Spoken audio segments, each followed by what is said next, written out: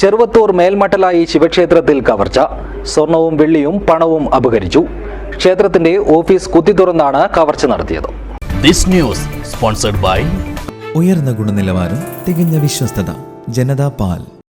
ക്ഷേത്രം ഓഫീസ് മുറിയിൽ സൂക്ഷിച്ചിരുന്ന 3 പവൻ സ്വർണവും 100 ഗ്രാം വെള്ളിയും 50,000-ഓളം രൂപയുമാണ് കവർച്ച ചെയ്യപ്പെട്ടത്. ക്ഷേത്രം ആചാരാവശ്യങ്ങൾക്കായി സ്വർണത്തിലും വെള്ളിയിലുമായി പണി കഴിപ്പിച്ച് സൂക്ഷിച്ചിരുന്ന ആമ, മത്സ്യം, നാഗം, ചന്ദ്രകലാ രൂപങ്ങളാണ് മോഷ്ടിക്കപ്പെട്ടത്. ഇവയ്ക്ക് 2.25 ലക്ഷത്തോളം രൂപ വില വരും. ഇതോടൊപ്പം ഓഫീസിലുണ്ടായിരുന്ന നോട്ടും നാണയങ്ങളും ഉൾപ്പെടെ 50,000-ഓളം രൂപയും നഷ്ടപ്പെട്ടിട്ടുണ്ട്. ക്ഷേത്രത്തിന് മുൻവശത്തെ ഭണ്ഡാരം കുത്തിത്തുറന്നും പണം കവർന്നിട്ടുണ്ട്. ചൊവ്വാഴ്ച രാത്രി 8:40-നും ബുധനാഴ്ച രാവിലെ 5:45-നും ഇടയിലാണ് കവർച്ച നടന്നത്. രാവിലെ ഓഫീസ് മുറി തുറക്കാനെത്തിയ ജീവനക്കാരാണ് മോഷണ വിവരം ആദ്യം അറിഞ്ഞത്. കാസർഗോഡ് നിന്നും ഡോഗ് സ്ക്വാഡും വിരലടയാള വിദഗ്ധരും സ്ഥലത്തെത്തി തെളിവുകൾ ശേഖരിച്ചു.